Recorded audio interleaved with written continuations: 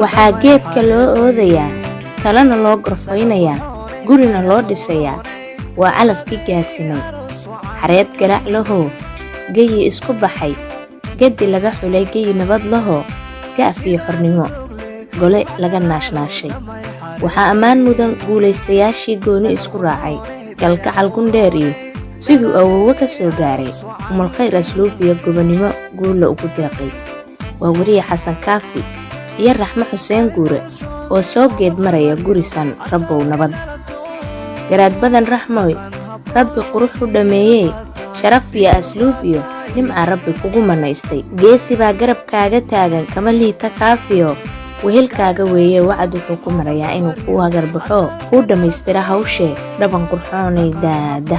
asxaabta ehelka iyo qaraabada waxaa lagu casumayaa munaasabadda meherka boqorka iyo boqoradda, farta iyo faraantiga, geenyada iyo faraska.